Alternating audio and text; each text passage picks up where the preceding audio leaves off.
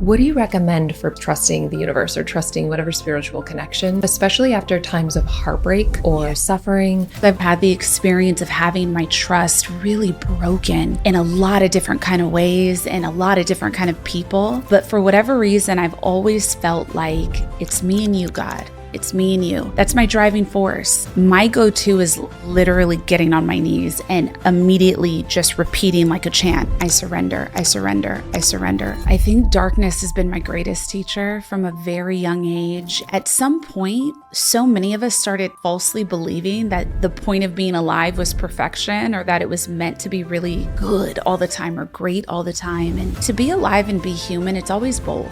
It doesn't mean your work didn't work.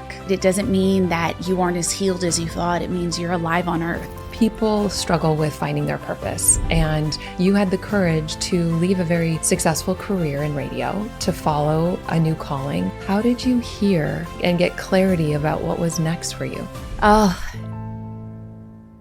Welcome back to the Healing and Human Potential podcast. If you have the desire to trust yourself and life more deeply, this conversation is for you. We're going to talk about how to really live your life more fully so that you don't feel like there's a finish line to cross once you've healed someday, even in the midst of trauma or transformation, grief, or suffering. We're going to go deep on how to alchemize our pain into purpose, hear what our inner calling is, and move beyond just self-awareness into higher consciousness. I'm so excited to introduce to you our guest, Devi Brown, who is a multidisciplinary healer, creative advisor, author, and one of the most sought-after wellness educators in the country.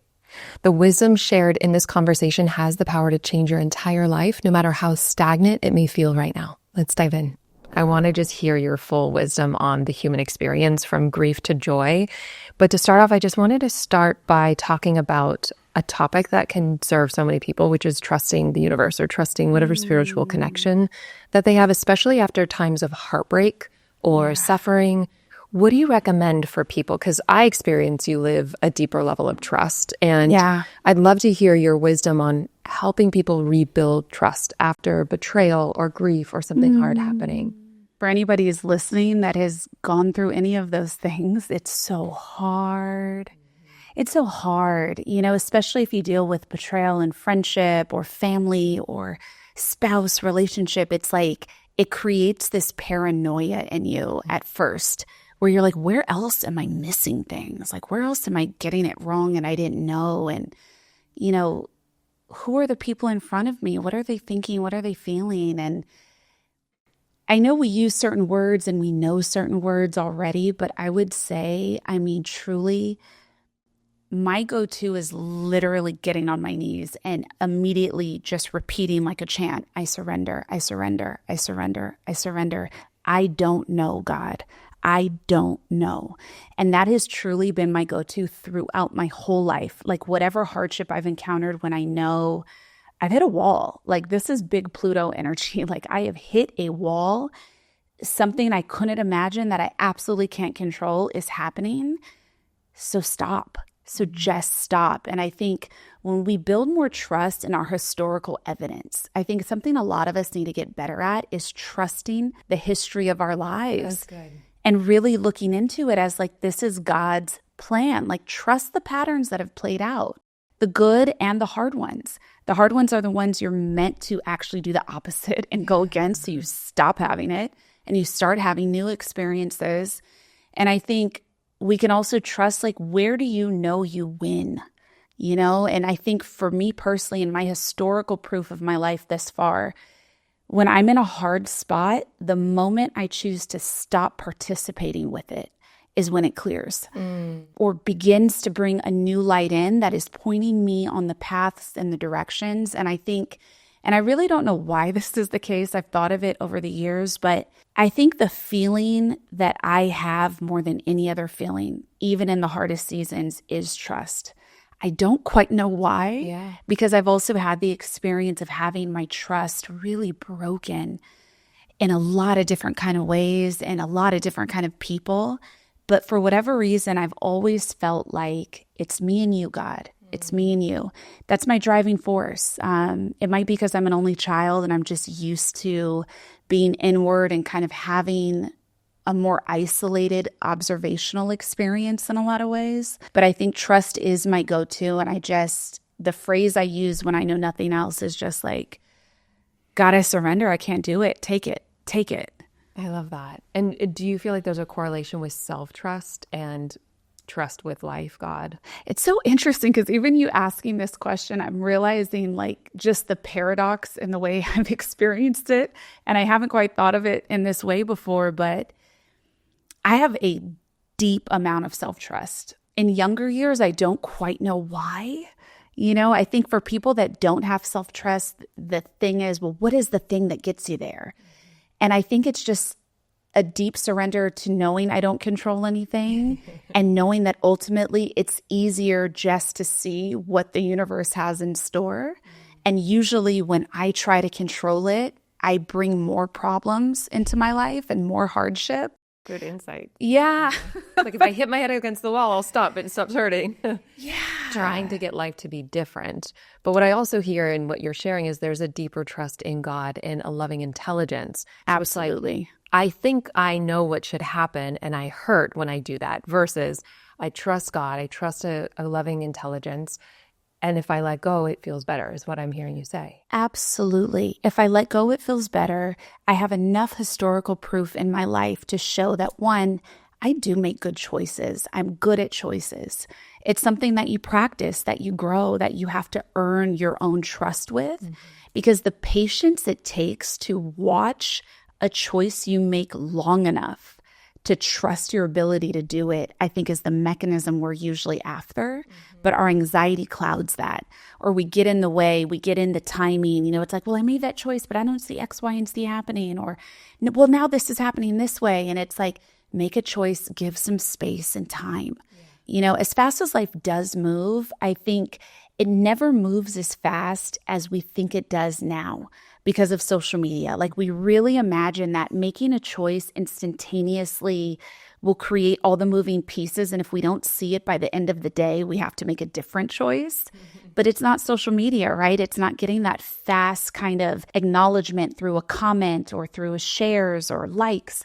Like you have to sit in your own stew and like wait to see what it becomes. And I think that is the muscle that is like so deeply worthy of spending time with. I think more than anything else in this season for people, work on really having trust for yourself and having respect for the way that you uniquely make choices in your life. That's beautiful. And as you were talking, I don't know if you were saying this or I just heard it, but what I got was kind of doing an inventory on the past, doing some reflection and contemplation here.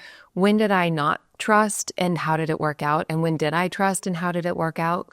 Because it's that, like this reflective review to help build the confidence in ourselves and our decisions. By creating that inventory and even writing it on paper in the beginning, it gives you a lot.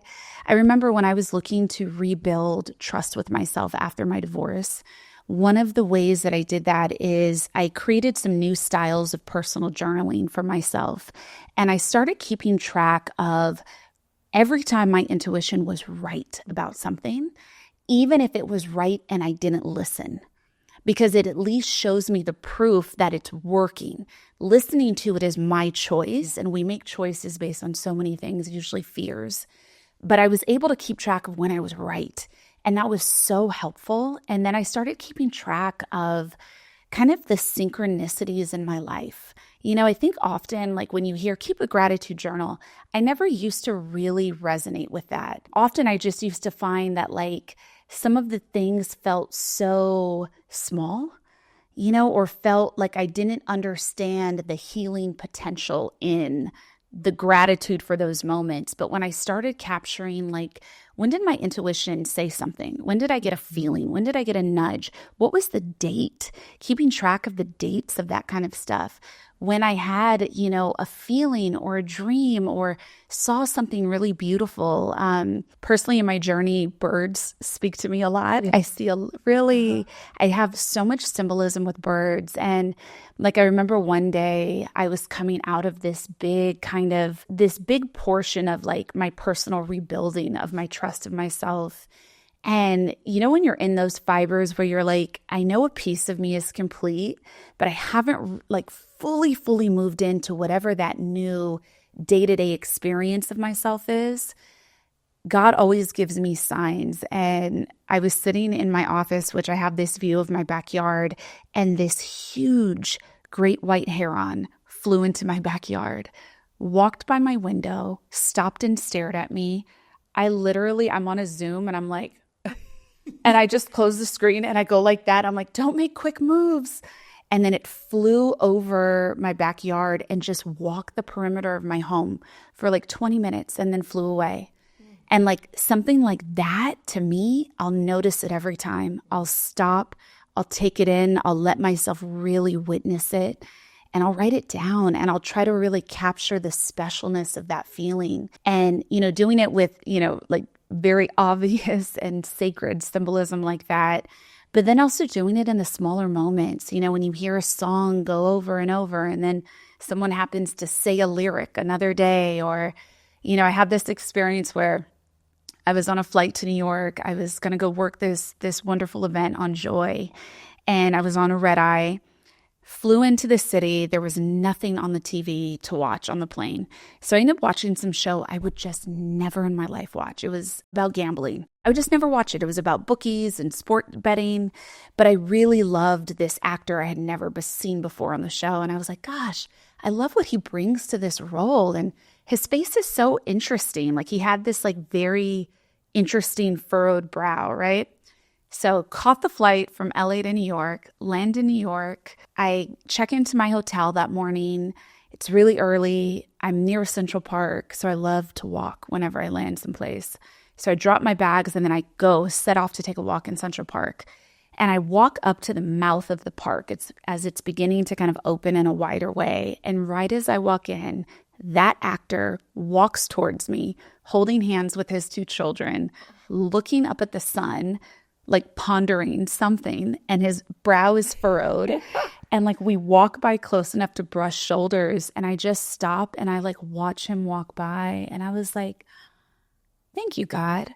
Like, I didn't need to stop him. It didn't need to become a thing. Like, if that were to happen, it would have happened.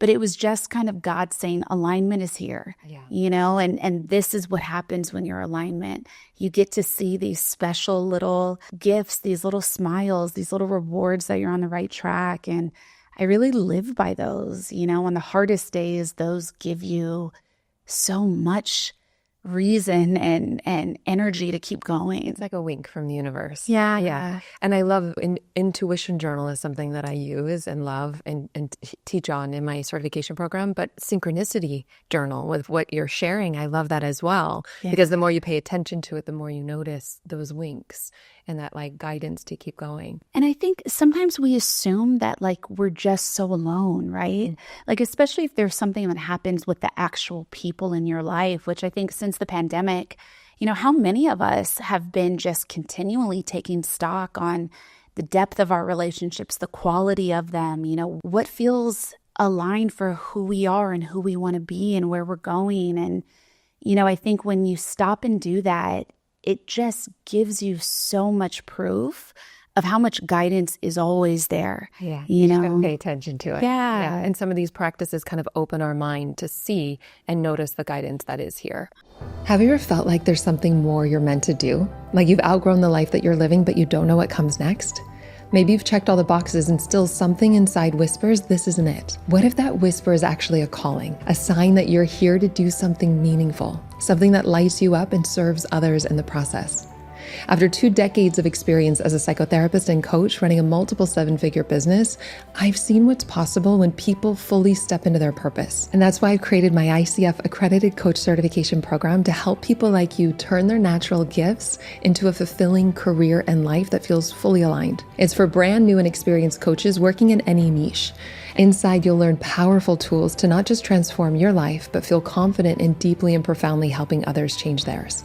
You'll also learn practical strategies to build a purpose-led business and embody your inherent worth so you can show up authentically, feeling supported to really have a natural abundance in your life. So much so that 70% of our students make their investment back before the program finishes. You'll also join a supportive, heart-centered community of people who, like you, have decided to stop settling and start living their purpose. And so if you're ready to feel clear, confident, and connected, to finally align with the freedom and fulfillment that you've been seeking, I want to invite you to take the next step. The link is in the show notes to learn more and apply today, or go to alyssanobriga.com/apply. I would be honored to support you on this journey.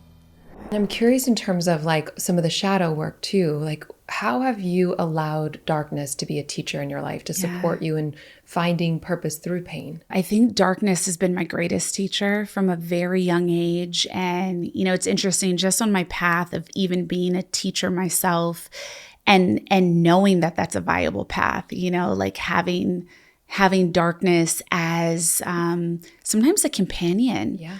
And it's just always been there. And so is light. And I think something I really tackle in my book, Living in Wisdom, and my approach is really about living your wisdom, like live the embodied fullness of everything that darkness has brought to your feet, everything that light has brought to your life, and live all of it, When I think about darkness as a teacher, I think, and I'm sure many, especially listening to this show, have, heard of the concept of being a wounded healer. I knew that's what I was since I was a little girl. I was always the kind of intuitive problem solver, the kid kind of giving a lot of answers to adults sometimes, or just noticing and really deeply observing the complexity of being alive and making choices and being responsible for people. And part of my life story that I explore in the book is that a lot of people in my life from childhood through now,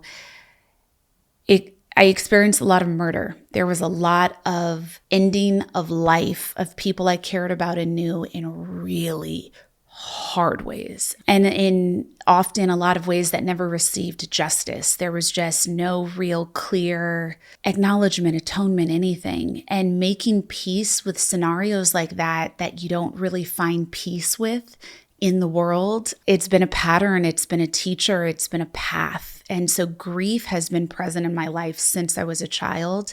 And I think my life's work has been learning to dance with it.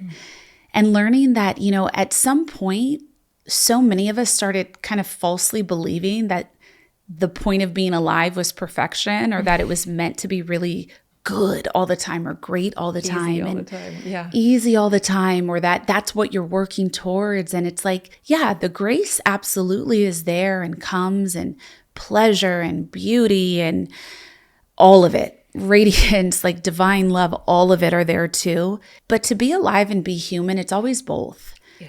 It's always both. That's right. For really all of us. And I think the sooner we can acknowledge that that's just true and accept that both are the point of being here, and that is what Earth School is, I think not only does it make it easier, but it makes you more precisional about the way you explore and expand your life. I have always known that I could trust myself.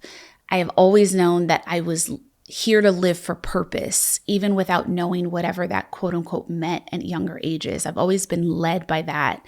And so I think that helped. That helped when you go through hard things. And, even now as a mom, raising a 7-year-old, and I just had 2 really hard tragedies that hit my life very, very, very, very close to home, literally and figuratively. And you learn eventually, when you accept that it's part of it, how to care for yourself when darkness is here. Mm-hmm. And so when those times are here, I know you're going to try to sleep more. You're going to say no to more things so that you can get more hours of sleep a day, so your body isn't taking on all the stress responses. I think it's important for people to know that it doesn't mean your work didn't work, right? It doesn't mean that you aren't as healed as you thought. It means you're alive on Earth. And so some weeks, some months, you're going to be in it. For those that live here in LA, we had fires, right? Like they were so close. I evacuated. Mm-hmm. The amount of anxiety that you take on from your own fear, and then the fear that's present, in your environment, it's no matter how healed you are, no matter how much you meditate each day, you're gonna take on real physical, biological stress responses.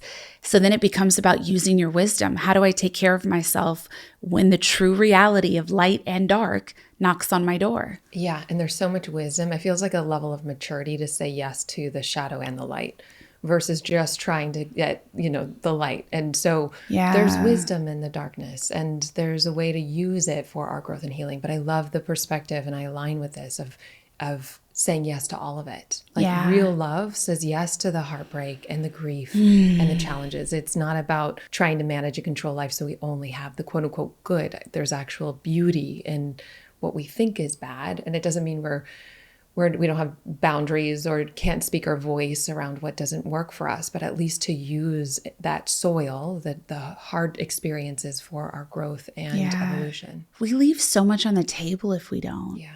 Because I think for so many of us, we found out even the hardest stuff that will never make sense to you, when you work with it differently inside of your body and in your life, you do get opened up to so many new levels of experiences that really take you out of circling certain patterns or take you out of certain ecosystems and environments. And I think that's what we're here for. We are here for both, and both can be utilized. And I also, ironically, have found that people have a hard time experiencing joy.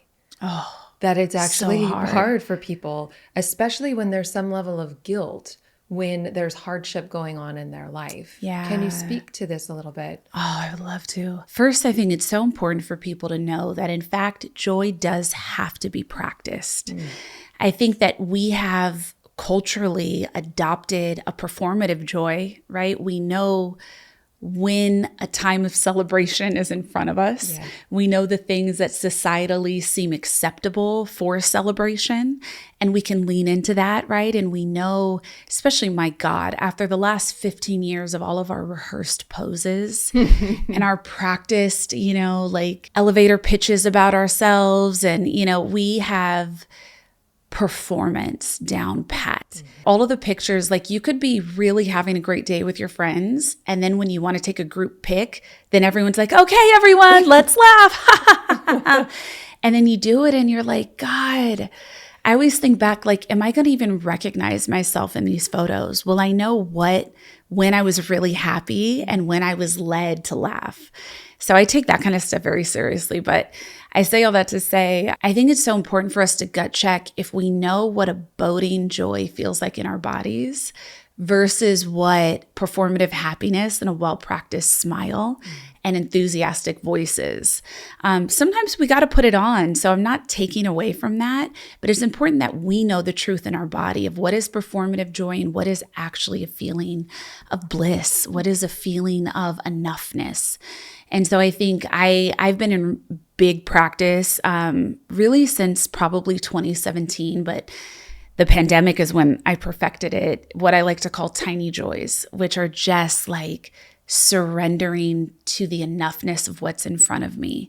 And so my hardest days that look like going outside and closing my eyes, laying on the grass, looking up at the sun and feeling the orange glow of light pour into my eyelids. And that became the thing when everything else didn't feel like enough. And when everything else felt hard, I knew that was true. I knew whatever I felt in my body in that moment was true, and it was real, and I was present. And it brought me happiness because it reminded me of being a kid doing that at recess. And so finding those things, I think for many years, I practiced like seeing something beautiful and stopping and staring at it, or taking a photo of it that I didn't post or that someone wouldn't see, or literally bending down to touch the thing or smell the thing. And that's my fuel.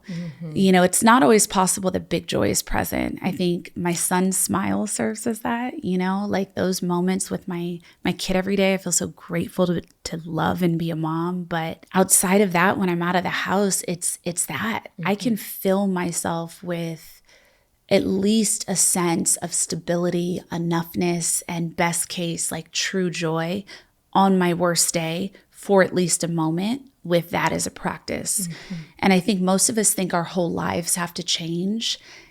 And if we only understood that, like, that is actually more than enough and will take you places you can never imagine. I love that. It's those micro moments throughout the day that really change our lives. And as you were talking, I love the practice of joy. I love really nurturing and cultivating that, and also giving ourselves permission when something moves us and it may not be socially acceptable to allow that. Like, I just got back from a weekend with my dad in the Redwoods, and as soon as I walked out in the forest, I just started tearing up. I just love moss and just being nourished, this forest bath going, like, moving through my aura. And we were talking, and I could have stopped to really allow myself to let it in more rather than continue to talk.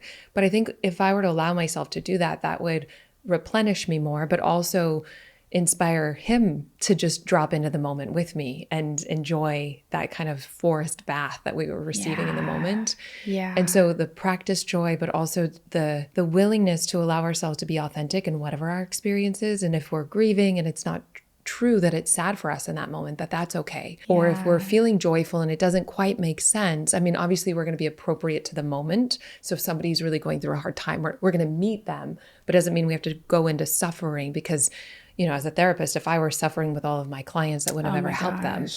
But to meet them and not feel like that my joy isn't a gift to the world, because it is, especially in a world that is so filled with suffering. Our joy is a gift. And so to allow ourselves permission to feel whatever is true in the moment on the full spectrum, I think is part of the teaching. To feel. It's what we're here to do.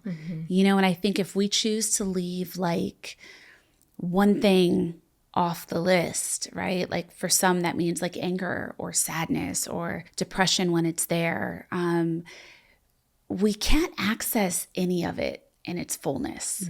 You know, like we have to accept all of it to truly feel any of it. That's right. That's right. And I think that's maturity, is realizing that. What about for people who are sort of doing the healing work, waiting to really live their life once they're healed, or they may be isolating themselves so that then just in their healing journey, any words of wisdom for people that are there? It's all full circle. You know, and I think we're in the season we're in while we're in there. Isolation serves a purpose. Some people will call that hermit mode, right? Or so many other things. You're hibernating and you're healing, but that serves an absolute purpose. And then you know when it's time to move on to something else, whether you choose it or not. That's when you have to really get into the inner crevices, what I like to call doing the crevice work. So it's, you've kind of cleared out the space, but now it's almost like you're detailing a car. So you're going in with all the little tiny fine tools and you're dusting in the cracks. And when we get those spaces clear, those are kind of those hidden limitations and lacks and fears. Then we're able to really move into what is already naturally opening up for us. You know, what I found is, at least, you know, when we're on the healing journey, we know when things start to open. Sometimes there's a lot of timing aligned with that. So you might miss a certain window of a certain opportunity to heal in a particular way or to move forward in a particular way. So then you might sit back and sit on the bench for another season, and the opportunity will arise again because, you know, the lesson repeats as needed, including the pushing and the nudging from the universe to move forward into something new, which usually after a season of isolation, it means it's time to practice in community. And I think that's the piece that I hope more people find inspiring and encouraging. I had a teacher once share, and I loved this, that we're all spiritual scientists. Like, get out there and experiment, you know? And I think when you're in your healing, growing your self-trust and everything else, it's about experimenting, trying a new way of being yourself, trying new things on, using different tone, different words, using your own tools to self-regulate in real time. You know, so it's not, everything doesn't always have to be about your triggers. At some point, we have to outgrow that, and we have to outgrow that language, you know, and what do you do anyway? You know, and I think we keep being given these beautiful opportunities to raise to new levels of healing. It is still your choice. We still have free will. Some people will get stuck at self-awareness, and they're going to have all the language and they're going to share readily. what the issues are, where they're found at, why they behave the way they do, why that person probably behaves the way that they do, what that person's experience led them to do. Great. At that is very important, but you are meant to transcend that into something else, which I believe is into living your wisdom, or said other ways, into like embodying your healing. Yeah. I just spoke at an event last Friday, so just a few days ago, and they were like, we need mindset work. I'm like, no, you don't. You know, at this point, awareness is great. Mindset work is great, but it's got a limit. You want to do deeper work to start integrating an embodied knowing, more of a somatic knowing, unconscious reprogramming. You have to get in your body. Exactly. Is there a practice that you love that supports people in having shifts by really embodying the work? I think for everyone, they need to start privately spending time with their bodies. There's a lot of different ways that I think, our somatic healing also grows and levels up, right? And where I am now, what I love is that all the somatic work I've done on myself shows up and I don't have to think about it. If I'm in a high charge environment, my body automatically knows what breath to take in. It no longer is something I have to stop and say, okay, let me breathe. Let me do my breath work practice. My body trusts itself now. It knows how to go into action.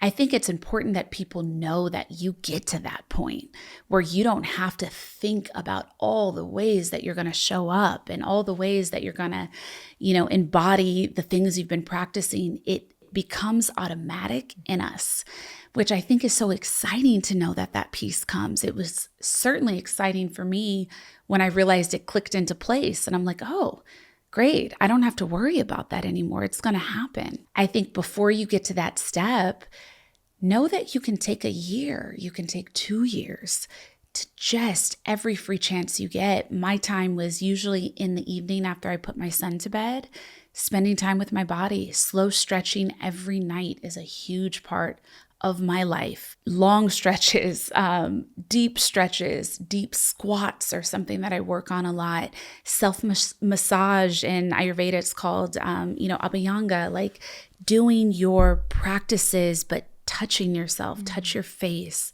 lotion your body. That's where the real work is, because a lot of us take on, especially depending on what you may have walked through, and especially if it involves your body, learning to be gentle with your own self, learning how to also give yourself sometimes a firmer touch when you need it. Like if you want to get in your trigger points, or I recommend hand massage and feet massage for people every night. I think being able to look yourself in the eye when you look in the mirror is so important, Just getting hold hands with your toes, little things that you would not think to do, but notice with curiosity what your small rejections are. Most of us are not going to like it at first. One, it could be irritating. You might think it's dumb. You might think that a practice like this is too small or not serious enough or intellectual enough to really meet your need that you know about privately. Also, if you've been taking care of yourself your whole life, sometimes there is this like secret private resentment about always having to be the one that cares for yourself. So you feel better about doing it for other people, and then you resent doing it for yourself. Usually those areas, my friend Jazz, rest in peace, used to always say, the triggers are where the truth lies, right? And so I think the same is really true when we're working with our bodies. Notice it with curiosity. It is okay if you're not comfortable doing all of this stuff. I know on Instagram it looks, so simple, and then in practice it can be really jarring. I think that's the case for so many of us. Coming home to yourself is also coming home to your physical body, and sometimes just knowing you can place a hand on your chest when you need it, knowing you can hold your own waist when you need it, knowing that if something is coming up, it's okay to just rub your thighs as you talk through something challenging. I had a friend that was going through something really, really hard recently, and I was really gifted the opportunity to be there for her body in a way that I've never been gifted to be with a friend. And it was one of the most incredible experiences I've ever had. And I hope and I pray it was helpful and meaningful for her. but I got to really hold her. Like I got to hold someone I know and love. I got to hold her like my baby. And I got to like, rub her waist and her hips as she cried and like hold her ears and just like do little things that I learned how to do for myself. And having that gift and knowing that I can give that to someone and give that to my child and give that to myself. And it took many years to feel comfortable doing any of it. But I think taking more pleasure in the slowness sometimes of what the healing journey is so special and beautiful and so next level. And I love that you said, be a scientist in your own life, test it out, try it out, maybe give this one a little bit more to move through the critical mind of this is slow, or I should be the one doing this to myself. But like you said, as we offer it to ourselves, it's so much easier to then also offer it to others from a place of embodied connection, from overflow. I also wanted to ask you, because I know people struggle with finding their purpose, and you had the courage to leave a very successful career in radio to follow a new calling. How did you hear and get clarity about what was next for you? Oh, it's such a windy road, that question. Because I think I look at it in so many ways. And I think something I feel grateful about that I've been thinking a lot about lately, and I hope I have the language for, is I started like a very real world career at a very young age. So I got into journalism and broadcasting, and I worked in both FM radio and TV, and they all have different flavors and forms to them in the way you show up in each of those mediums. I was 19 when I started. Wow. So the year was 2004 or 5, and it's before social media. So I was able to get a lot of practice in and a lot of understanding of communicating with people in those very more traditional systems, but that are actually like really time tested. Like I'm so grateful for the education I earned in that space. But I've never had a strong hold on my own personality having to be the star or having to be centered, even though I was always a visible person. That wasn't what led me. And I think that really helped me, honestly, take those skills and move into many different worlds and places with them as the world has dramatically changed. At one time, you had to work really hard and hopefully be noticed as one of hundreds of thousands in the world. And now it's like you can buy a camera and you can be who you are and you can share your gifts readily, and no one has to give you the go-ahead or say yes to you for that to happen. So living in both worlds, I think, has given me a really interesting education. And I don't know if this is just my makeup. I don't know why it's this way, but I'm very grateful for it. I have never tied my identity to one single thing or anything. Really, since my early 20s, I got some great lessons in that industry, because that really was like a succeed or fail in very clear ways industry. And I learned around 21 that I have to know who I am, and I have to know that I'm valuable, whether or not I got that gig, whether or not, I'm taking on that position, or anybody liked what I made. So many of the things that I used to make and be led by are only in right now. It's been 20 years, And so I think to that, I also trust that that's God's design. Maybe I'm meant to be ahead. Maybe I am meant to kind of pioneer some things and guide people that bring them to life, or plant seeds that bring it to life in 10 years, in 20 years, in 50 years. Who knows? That's the point of creation. And I think that's what every great artist ever did. There was no algorithms. I'm not naturally a competitive person anyway. I trust my life and I trust myself, and I know not only am I valuable and worthy, but I know I'm pretty excellent. I've lived a very excellent life, and I've worked really hard, and my intention is to always move with integrity and mastery. And so whether I have, a nationally syndicated radio show, or my podcast, or my speaking, or my clients, or executive work, I'm going to show up with the skills I've amassed, with the gifts I innately have and with the work ethic, professionalism, and excellence that I've practiced for decades in every single thing that I touch. And so I think that in this season is a lost art, because for a lot of people who are, you know, a bit younger than me maybe, or came into the work differently, all the focus is on whose numbers say what, right? And this understanding that like work should outlive you. What you're creating now, it should last. It should be helpful. It should be necessary. It should be useful and valuable to serve more than just yourself and your own ego. And I think when you're clear on those things, life really opens up and you're really grateful for what's in front of you and you're grateful for what you bring to it. And like, I think it's important for people to know why they do what they do, who they do it for. And I don't just mean that in these quote unquote audience terms. Like, I really hope for people, because this is going to end, right? Like this way of being, it's so saturated right now that it's hitting a bubble that will pop. It's happened. That's another thing. Trust the history of humanity. This is going to pop. So who are you when it does? And how are what you are and what you've amassed and what you've become, how is that transferable to other ways that continue to stretch and grow you? So I think it's really important not to attach your identity to every single thing that you do.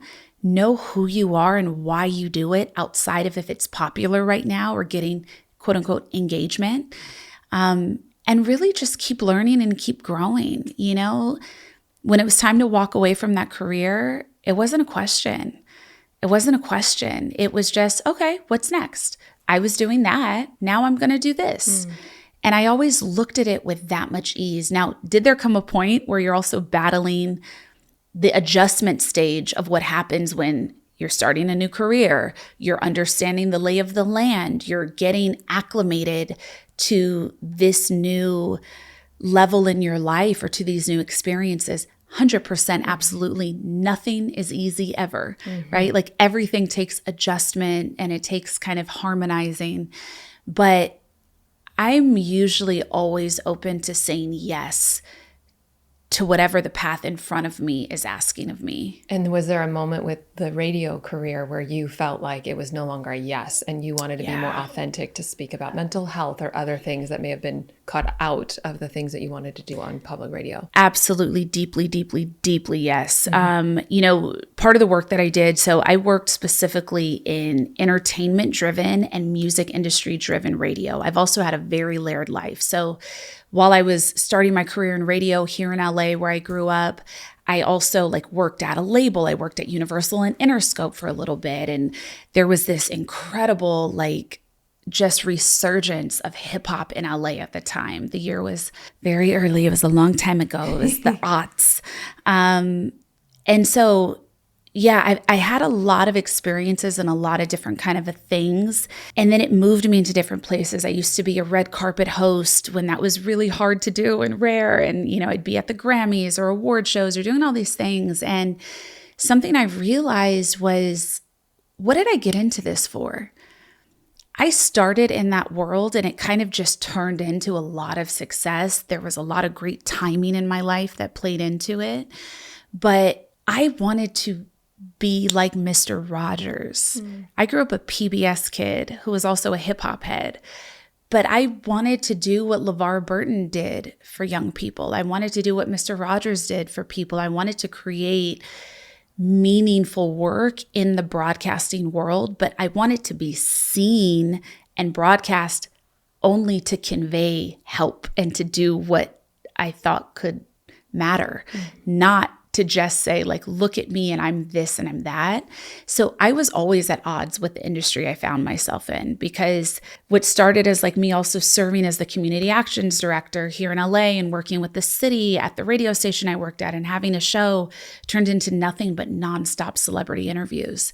And it's why I do my podcast so differently now. Like I don't go for, you know, certain names just because they're in. I go for what I think is going to stand the test of time and what's resonant, because I spent well over a decade of interviewing every celebrity you can imagine, sometimes 8, 9, 10 a day. Wow. When I worked in New York, when I worked at Sirius. And, it's just, I was able to really glean very fast through a lot of great pattern recognition, like what doesn't matter and what matters. Like whose work is like changing the world and changing people, and who's self-serving or feeding the lower vibrations on the planet. And I didn't want to have to do both just because I was getting paid to do it. And at a certain point, I had this one really amazing interview in 2014, and it was with Kendrick Lamar, who was a friend for many years. I interviewed him many, many, many, many times. And his work has always been profound. It's always been consciousness shifting. And I remember we had this phenomenal interview about suicide ideation and depression. The year was 2014. Nobody was talking about this stuff. I think at most we had Dr. Phil, right? Like however anyone feels about that. And of course, we had the great goddess queen of our lives, Oprah Winfrey, but there wasn't even the term mental health. And we were having a conversation that I knew like the world and especially that audience hadn't caught up to. And after I did it, I was told I couldn't air it because no one cared. And why didn't I ask questions about who he, is beefing with, or who he's excited to work with, or what celebrities he knows, or who he's dating.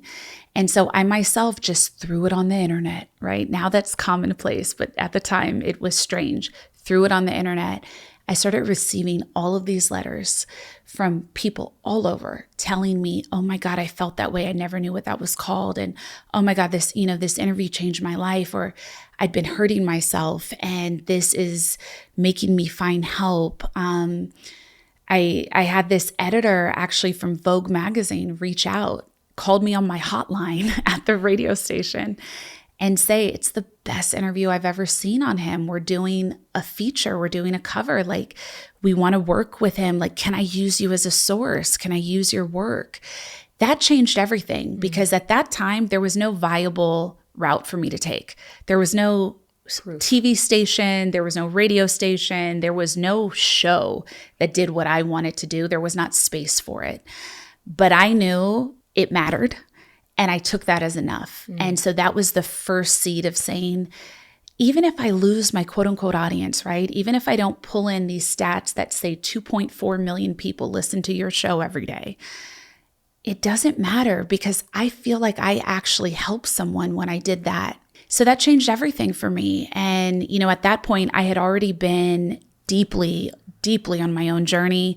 I had already been certified as a meditation teacher, as a breathwork teacher. I had already been secretly seeking that stuff out. I had started going on retreats when that was not a word, and a thing. But it wasn't something I could talk about in my life because at that time, everyone thought it was strange. And I was really young at the time. I was mid-20s. So I had no thought that I would teach ever in my life. But I knew, sign up for that program. It's going to take you 3 years, but do it anyway. Sign up for that program. It's going to take a year. You have to read 30 books. Do it anyway. Just do it. Just do it. And I'm really good at just saying yes. I trust God. I trust myself. So even if it doesn't make sense, I know if I'm supposed to learn something, study something, show up to something, say yes to something, I've always trusted that. It'd be years before any of that made sense to me. Even after that interview, I stayed in that career an additional 2 years, did many more things, and then was figuring out what my exit was. And then I walked away from it in 2016. And, I said, I retire from this. Like, I want to do things differently. And I trust. Good for you. There's so many things that I want to highlight to make sure people hear in your story. One is just the knowing yourself and what is important to you and having the courage to follow that even when it didn't make sense, because that's not only going to be helpful in choosing a career and a path, but staying in alignment regardless of the twists and turns that it takes, and that it has opened up something that's way more meaningful and aligned for you as a result. And it's my experience as well when I've trusted, even if it logically didn't make sense, knowing myself and taking the next most intelligent step, it opens, it shows and reveals. And aligned community always shows up. up. Yes. And I think especially when you're coming out of that isolated journey and needing to practice in community, you don't know what you haven't seen yet. So a lot of people have never had the experience of being supported by anyone, but especially on those bigger dreams. And I think it's important to know that like that might not show up first. You might have to say yes and walk into the room and not know a soul. And then your practice is learning how to build relationship, learning how to give what you have to give, learning how to receive what they have to give.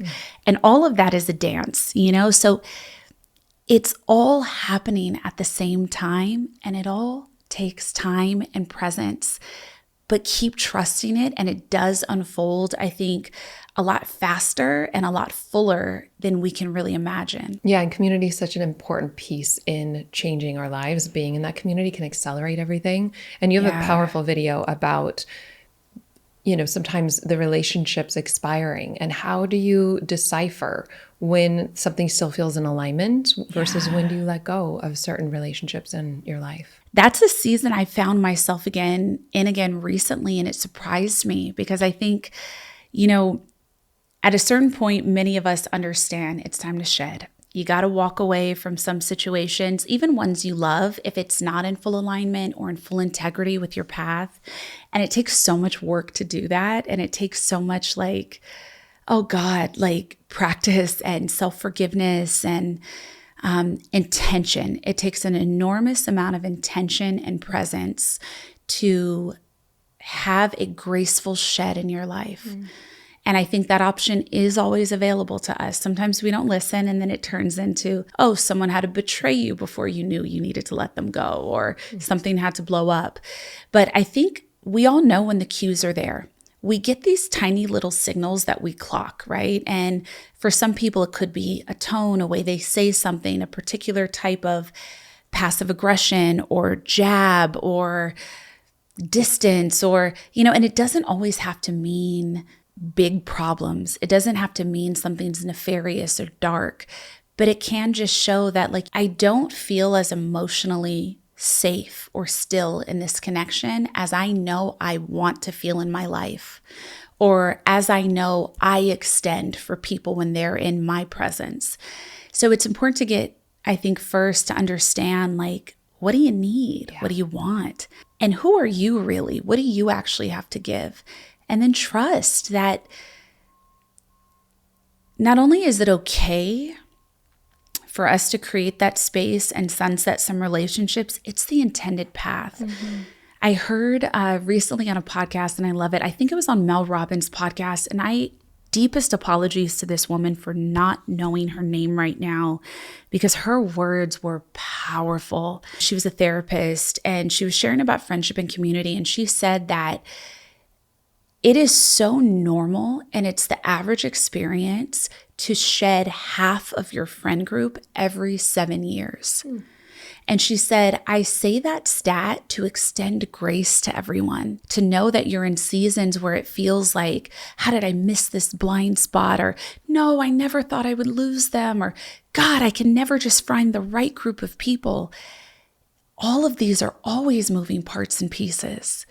Each of us has our own destiny and life experiences and paths open to us. And it's always kind of musical chairs happening. And that's another thing, just like grief and just like darkness, if we see it and we can accept it, maybe we can move through it with more integrity, more peace, more grace. Maybe we can walk away from someone and have a huge thank you that we share with them for what we meant to each other while we were in each other's lives. Yeah. And to get the lesson. Yeah. And because we attract different people at different phases of our journey to help us in Earth School learn whatever lesson and to share in love and learnings. And the love can maintain, but the expiration and the form of that love can change. And I think I love the permission that it's normal and it's okay. It doesn't mean anything's wrong. And we evolve and grow, especially people are on a personal development and spiritual path. That's very normal. Have clarifying conversations. Yes. Just ask questions of the people in your life and be willing to share what is your capacity for friendship in this season. Yeah. And one person might be more available and the other not. And that doesn't mean anything's wrong with either way. It's just about being honest, knowing yourself, what you need, clearly communicating it without the expectation, with an open heart. And as we learn to do that in friendship, that also translates to team and to kids and to family and boundaries. And if you can't give as much as someone in your life right now, don't take as much. You know, be open and honest about that too. And notice, like, you know, where am I maybe getting a little gluttonous, knowing that I can't give back the fullness of what that person can give me in this season. Yeah. You know, like, where can I self-regulate? Where can I also push myself? Because being in community also means discomfort. Being in close friendship and relationship, it also means, sometimes you are going to have to do things you don't want to do because it's part of the greater good or the greater fabric of what you're building with that person. I like clear agreements and not unspoken expectations. Yeah. That feels clean. Yeah. And then it's just speaking our truth. It's like, here's what I'm available for. Here's what I'm not. And we do it in love. Yeah. Like, we're taught so often to do it in romantic relationship, you know, to have that kind of, so what are we kind of conversation, you know, or just like, I want to be clear. Where do we stand? What are our boundaries? And it's like, friendships are usually, you know, depending on, like, sometimes in many of our lives, the longer standing connections, you know, or the ones that hold you for longer, different stretches of your life. Why can't we do that there too? Absolutely. Yeah, I think we should do it in all relationships. Team, friends, lovers, partners, all forms. I think it's healthy. It feels clean. It feels clean. Yeah. And I know that you have a deep meditation practice and love that. What's been one of the most powerful realizations or learnings from your practice? My meditation practice is one of the most special things in my life. It's been such a long journey. And for anybody that is interested in meditation, and I just really want to share, like, it's okay to dislike it at first. It's okay to not get it. You actually probably won't. And I think it's like, you know, the ways in the 90s and the early 2000s, the way meditation was shared in the Western world, it was always about just pristine peace. And you had to be, your posture had to be perfect. And you had to have your mudra precise. And, you know, and it's like, that's not really real.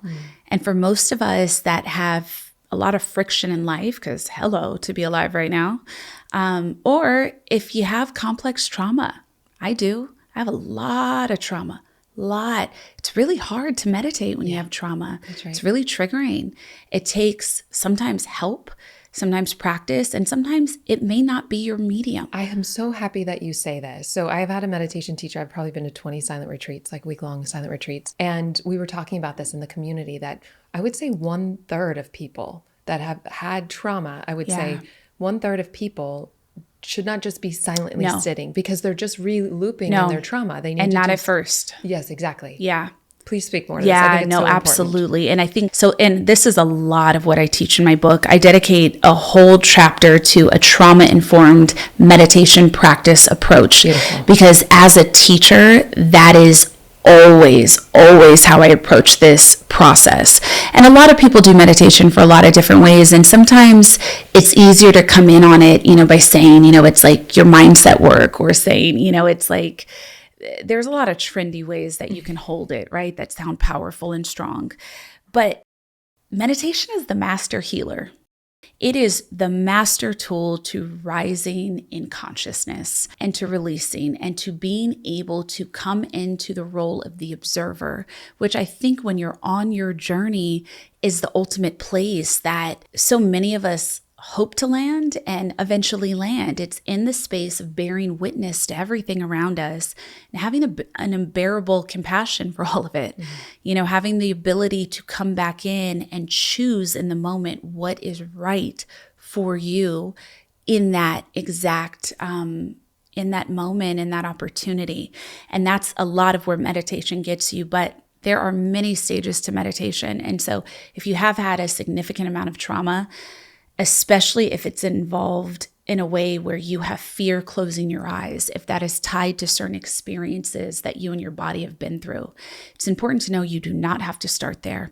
I would say start at breath work and start with a low eye gaze. And keep your eyes open. And a low breath, like not the intense, more holotropic. Not a holotropic breath. Because big T trauma and holotropic, yeah. You want to be more gentle with the process. Don't go directly into having a breathwork journey, maybe, and don't go into the holotropic breath. Like go more into a deep belly breath, just a grounded breath, or an alternate nostril breathing technique, because that helps bring harmony into your right and your left brain.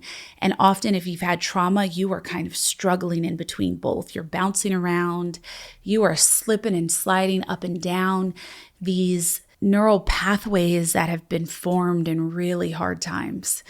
And so a lot of your work will be the work of neuroplasticity. A lot of your work will be in recreating all of those freeways and highways and systems in your heart and in your mind. You're in a long game with this work. There is no expectation that you walk out of a weekend retreat perfect at doing this and fully healed. There's not an expectation of doing a week long, of even doing, some people will go straight to the Himalayas and do a 30-day, right? Do a 60-day. It takes so much presence and practice. You have to give yourself time, but start with deep belly breathing, alternate your nostrils in the breath. Work with a box breath, which is 4 seconds in, 4 seconds hold, 4 seconds out, 4 seconds hold. And as you're doing that, keep your eyes in peripheral. Keep a low gaze. Be able to know that you can look at the sides of you. You can look down. Keep a hazy gaze. Just kind of see what's in front of you. Practice in nature, or practice where you feel the safest, like in your room, in your closet, in your car.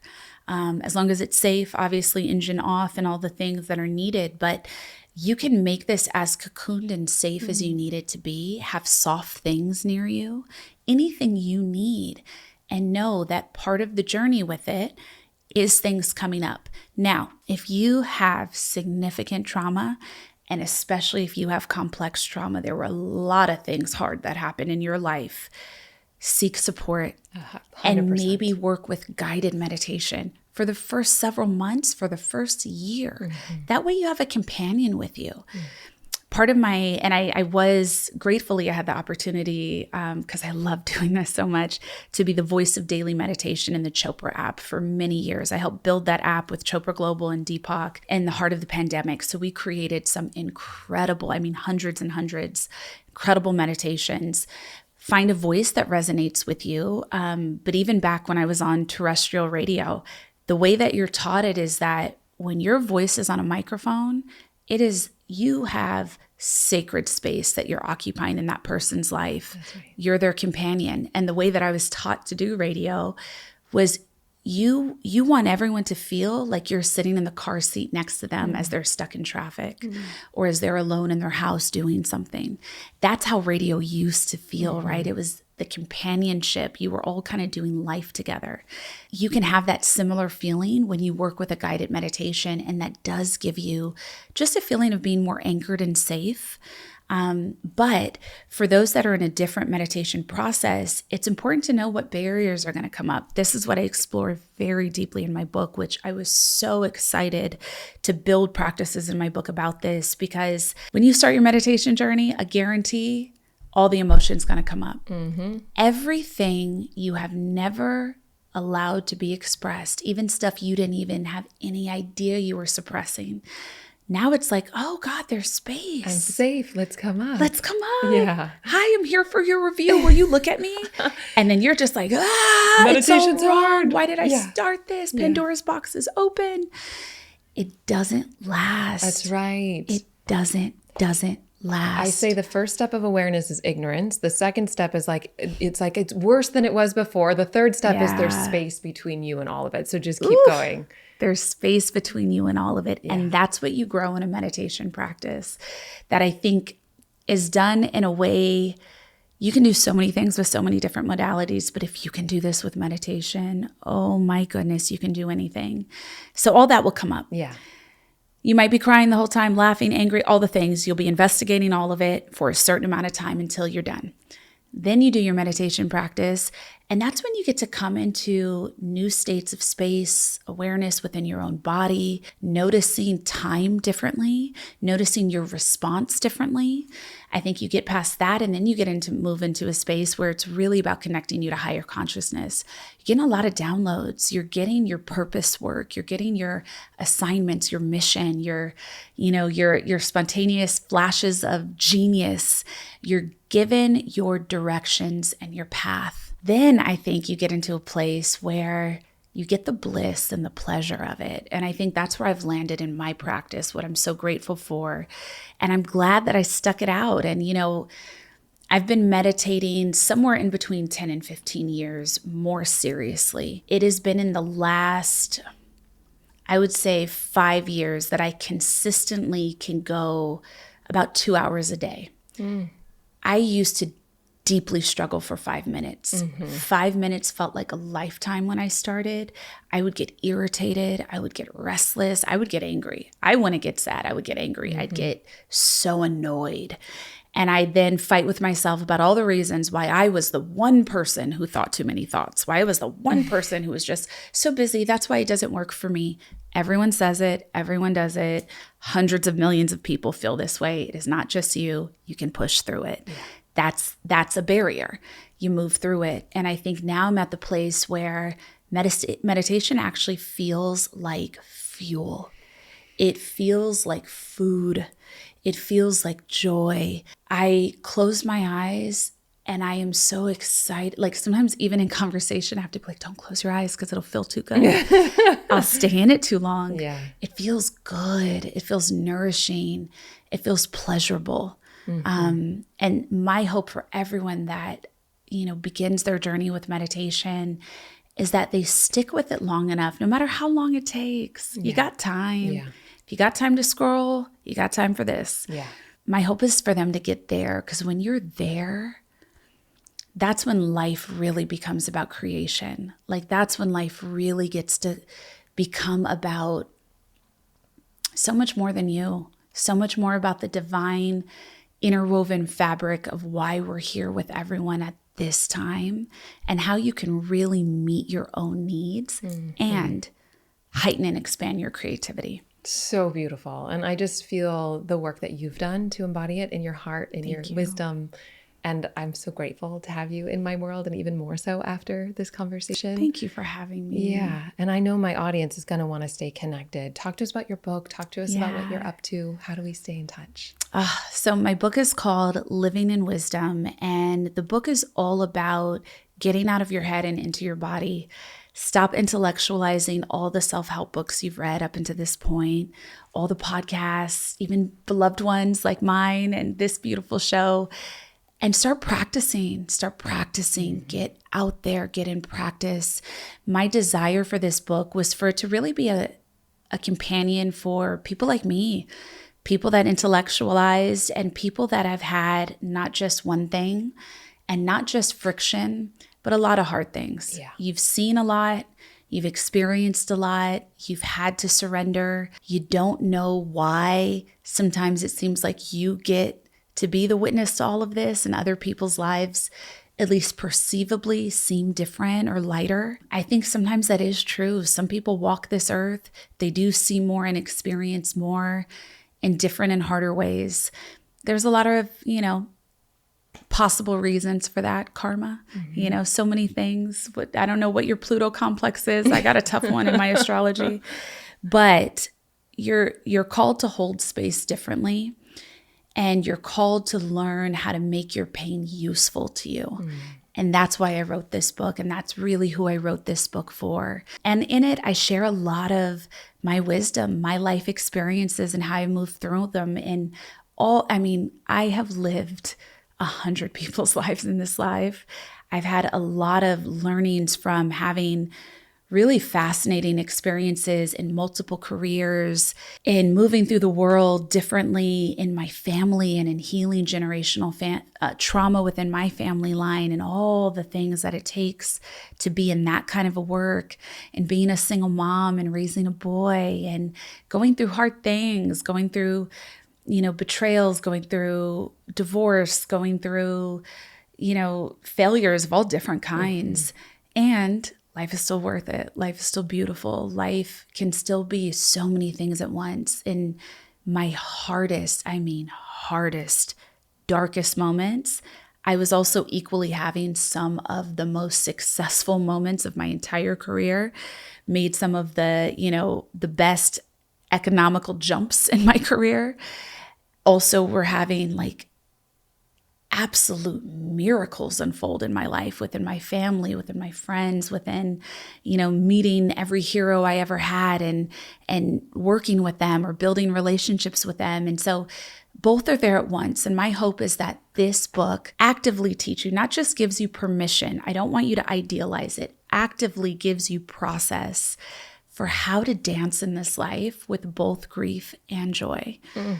See, my book, Living in Wisdom, available everywhere, audiobook too. Again, it really is about how to move in life with a grief that's constant, even if it's not your own trauma, but just existing on earth right now, and how to still feel like life is enough and worth it in that. And I have a podcast called Deeply Well, which I would love to have you on. And hit me on Instagram, the website, and all the places. Yeah, and we'll put all the links in the show notes here below. Thank you for your heart. Thank you for your integrity living this work. It is such a gift to have you here and in my world. Thank you for your work. Thank you for having me. Thank you so much for doing this work that changes the world, starting with yourself. It truly does make a difference. And if this podcast has supported you, one of the most impactful ways to help us reach more people is to simply press the follow button. It really does help us grow, and we are so grateful. You can also leave a review on Apple or Spotify and take a quick screenshot and upload it at alyssanobriga.com/podcast. And as a thank you gift, we'll send you one of the most impactful tools for transforming your fear into freedom so that you can step more fully into your potential. There is so much more magic ahead, and I cannot wait to share it with you. But for now, I just want to say thank you for being a living example of what it means to walk through the world with an open heart and mind. I am so grateful that you're here, and I cannot wait to see you in the next episode.